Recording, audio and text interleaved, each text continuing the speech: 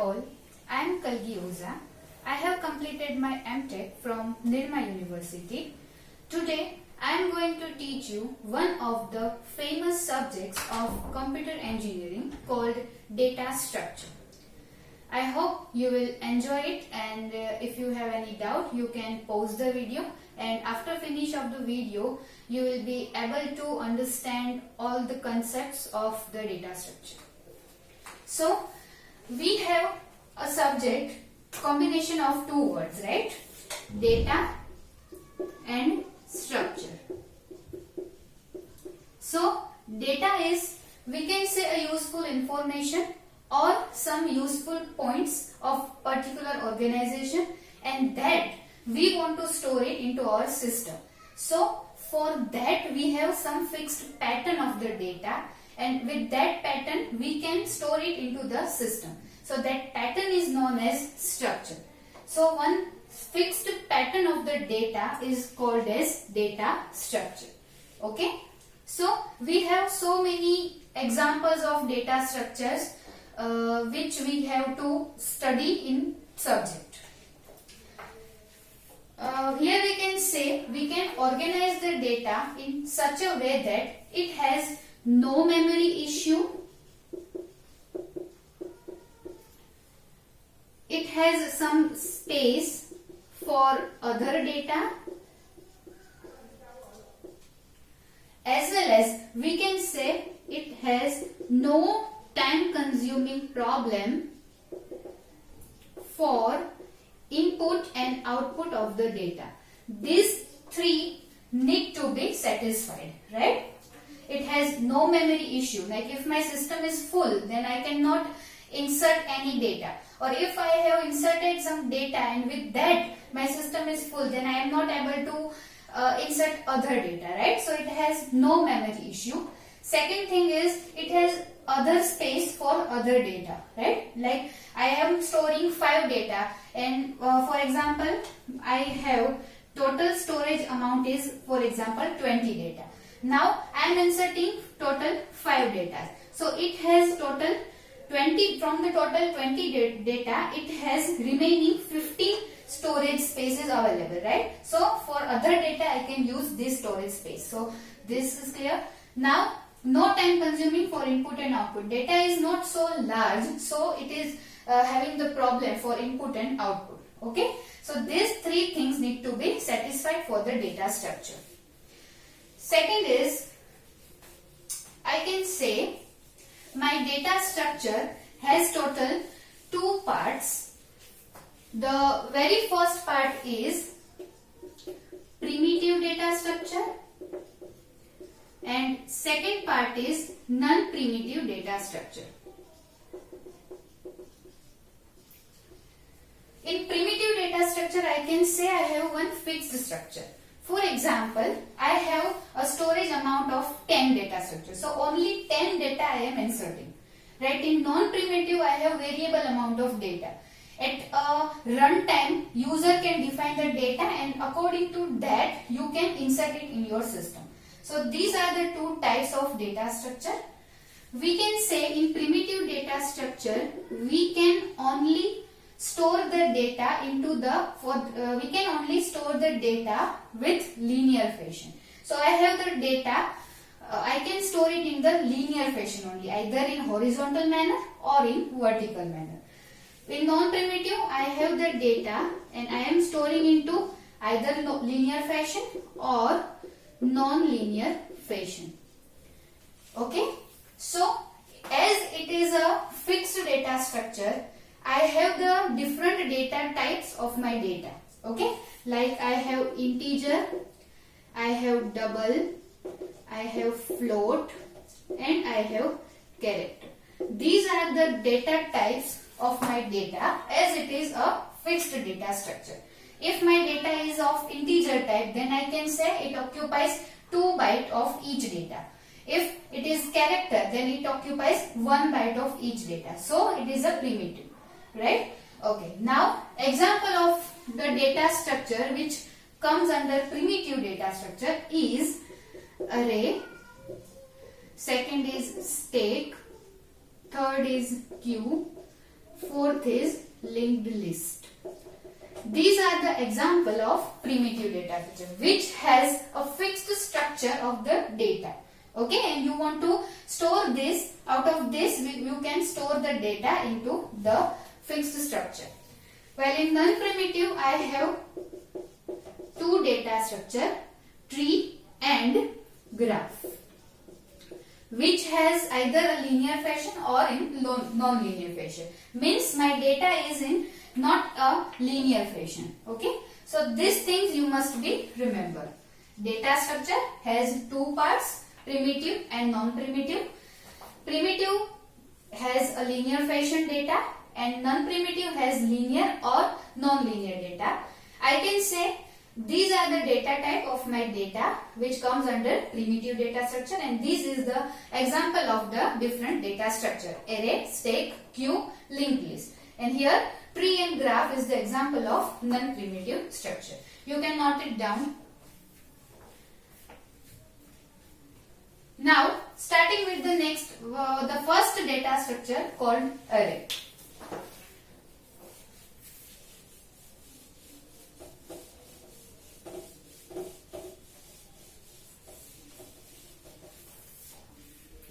Here I can say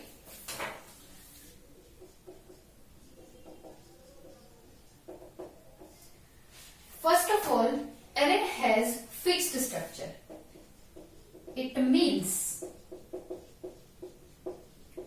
if I have the data number 5, after that I have data number 2, I have data 100, these are the three data I want to insert into my system. Okay, so this is the data structure and I want to insert these three data. Okay, so my array is looking like this. I am inserting this one by one, 5, 2 and 100. So this is how I am inserting my data into the array data structure. And array has some index, and from this index you can access the data. So I am telling index is defining the location of your data. For example, I am telling 2. So index 2 has the data 100. So if I am writing like this array has name A, for example. So if I am writing A of 2, then it will give me the data 100. Okay. So these are the index of the data. And always remember, array should start with 0 and end with n minus 1. We have total 3 data, so our n here is 3. Index starting with 0 and ending with n minus 1. So here I can say 3 minus 1, that is 2. Okay, so here ending of the index is 2.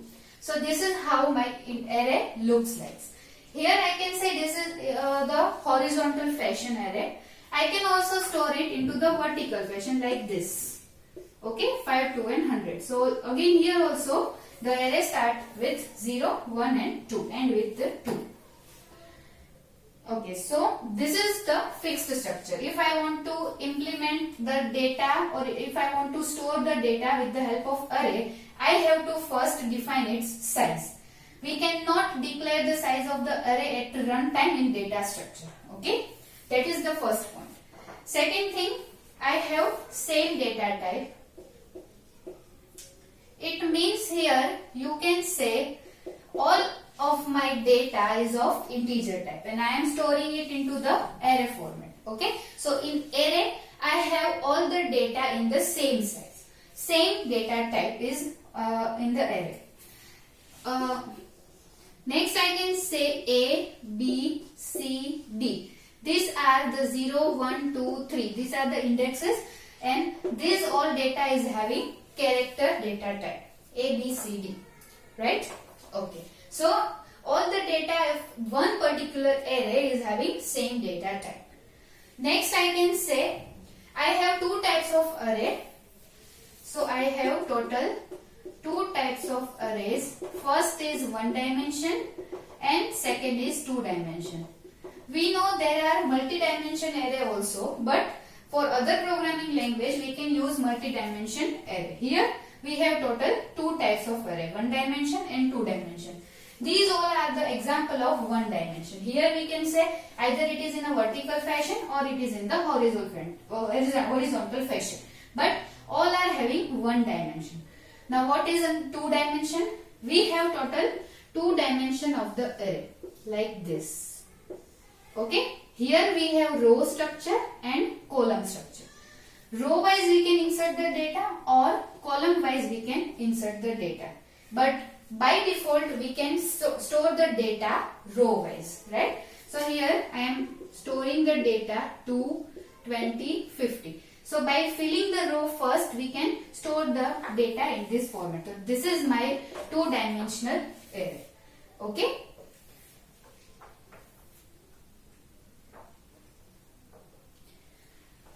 Now for example, this is the example of array, one dimension array. Now I want to declare it. So first of all I have to define the data type of this, then a name of the array, and at the end size of the array. Here total 3 elements are there, so total size of array is 3. So this is the data type of this array, this is the name of the array, and this is the total size of the array.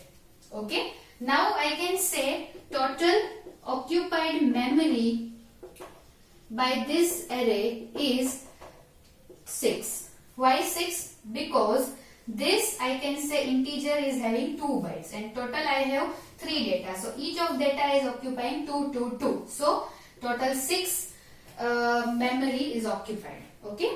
Next, we have to see the different operations which we perform on the array.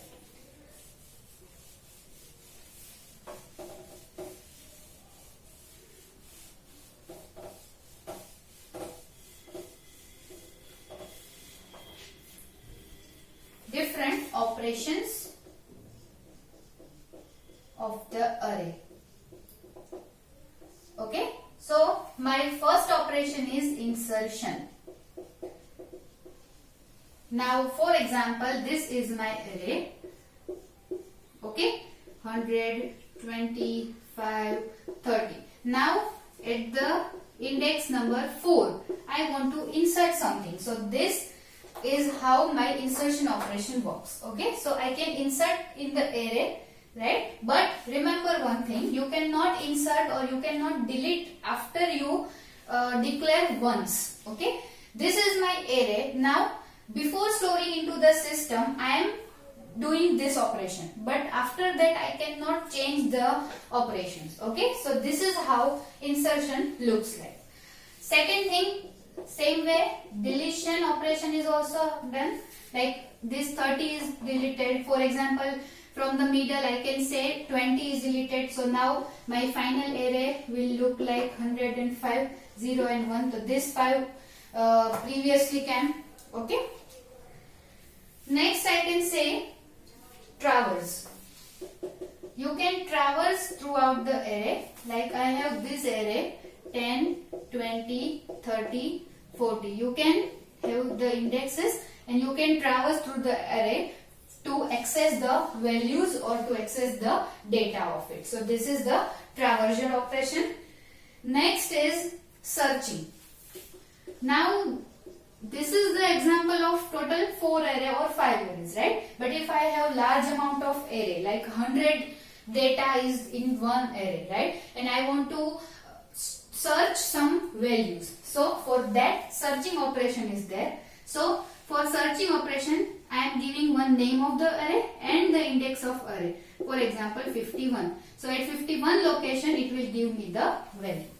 Okay. So index number and name of the array must be there for searching the operation. Okay. Next, sorting. It means my data should be sorted. Like I have the data looks like this 50, 300 and 900. So it should be in sorting manner, right? So for example 20, 50, 100, 300 and 900, right? So this is how sorting operation works. It will sort the data from decreasing to increasing order. Okay. So indexes is also changes for the data 0, 1, 2, 3 and 4.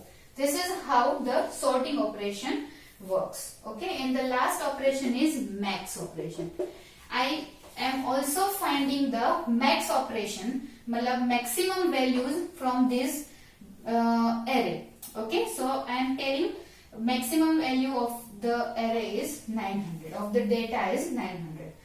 Also they may ask you, without max function you can also find the maximum value, like you can search the different value from their indexes. Also you can sort it, and after that the last element is your maximum element, right? So these are total 6 operations you can perform with your array. Okay. So this is your first data structure. I hope you will understand it, and do like, do comment and do share this video. Thank you.